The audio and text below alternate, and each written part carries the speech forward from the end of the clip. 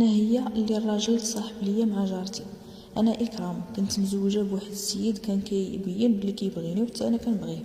عمرني ما شكيت في راجلي بالمره. كانت حدايا واحد جارتي ديما عندي في الدار، ما كتخرجش من عندي.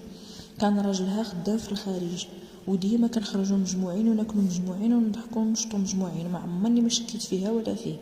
حتى لواحد النهار كان هو كيدوش وجاه ميساج في التليفون بحال ربي بغاني نعرف شنو كاين وشنو واقع. مشيت هزيت تليفونو، كنشوف ميساج فيه بزاف ديال القلوبه. دخلت نشوف شكون، كنلقاها نمره ما كنعرفهاش. ملي دخلت نقلب لقيت الاوديوات والفيديوهات والتصاور ديال جارتي، والصراحه شي فيديوهات وشي حوايج اللي ما تقدروش تشوفوهم. والمشكل حتى فاش كنمشي عند ماما كتجي هي لداري، ما راعات لا ليا ولا راجلها. ملي شفت هادشي قررت نربيهم بجوج. صيفط داكشي كله لتليفوني، واخا حسيت بقلبي كيتحرق من الداخل، ولكن فاش خرج من الدوش ما بينت ليه حتى شي حاجه. فتحت كونت في الفيسبوك وصيفط ليه منه طلب وقبلني. داك النهار باقي عاقله عليه، كان جالس في الصالون، انا في جهه وهو في جهه. صيفط ليه داكشي كامل اللي لقيت في تليفونه، غير شافهم ووجهه صفار.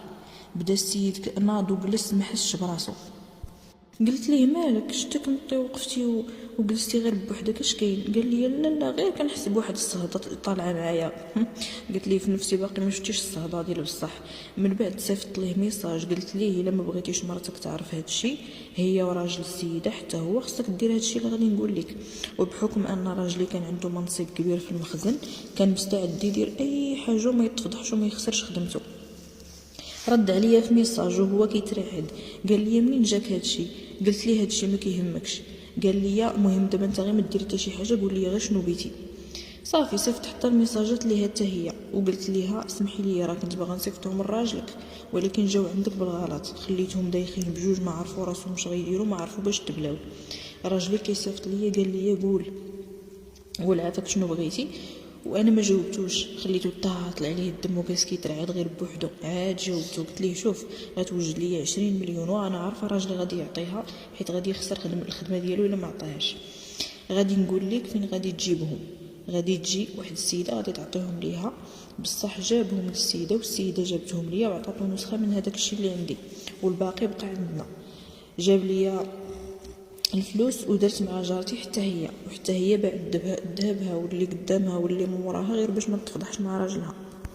من بعد ما كملت العمليه مسحت داك الكونت ديال الفيسبوك وهزيت الفيديوهات والتصاور والاوديوات وصيفطتهم لراجل السيده. تواصل معايا واتفقنا انا وياه باش نصيفطوهم فين ترباو ونبلغوا عليهم بالخيانه الزوجيه. وداك الشيء اللي وقع، دينا داك الشيء للبوليس وبلغنا عليهم وتشدوا في الحبس بالخيانه الزوجيه.